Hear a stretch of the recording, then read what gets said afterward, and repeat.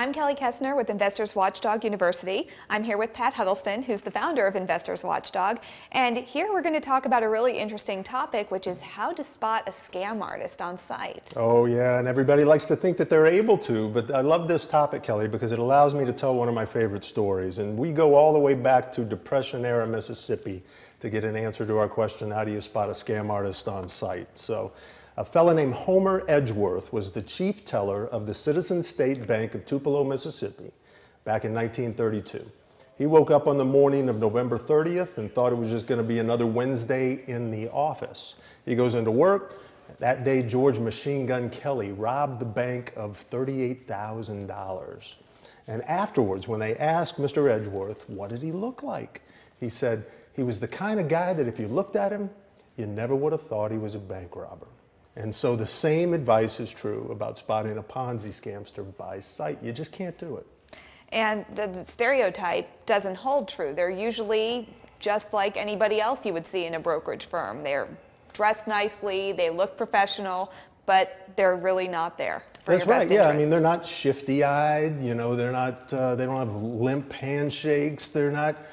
They understand how much is involved in the presentation, because that presentation sets up biases in your mind that work in their favor, and so they're going to take every chance they can. Sometimes I tell people, just look in the mirror if you want to know. You've been in the midst of looking for this for over 20 years. Mm-hmm. Do you have any tips to tell people as to, because you say just look in the mirror, Right. what is going to help them look behind that? And Perfect. Yeah, great question. The way that you can get an intuition about this, the way that you can become marginally better at doing it is, first of all, remember that story I told you about Homer, because it'll keep you humble. But if you really want to get a sixth sense for this, you've really got to become a student of investment fraud. That means reading blogs like InvestorsWatchBlog.com, or reading books like The Vigilant Investor, which tells more than 40 stories of investment fraud.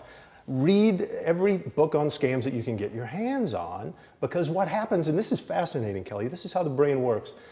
Those stories will go down into a part of your brain that you wouldn't be able to access very quickly. But if you're looking at an investment 5 years from now, you might get a bad feeling about it, and you might realize later that that bad feeling is goes all the way back to the fact that this thing sounds an awful lot like a scam you read about on a blog 5 years ago.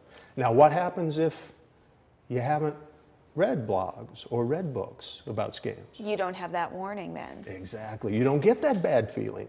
That's where those sorts of bad feelings, or there's something not right about that, that's where they come from. And I would guess that even if you haven't read about that particular scam, there would be some elements to the scam that would give your brain the same warning down in the future. So as long as you're studying and learning, you're developing some of those skills. That's exactly right. And even if you're not learning specifically about investment fraud, if you can learn a little bit about how your brain works, and there's a great book that I'll recommend to you. It's called How We Decide by Jonah Lehrer.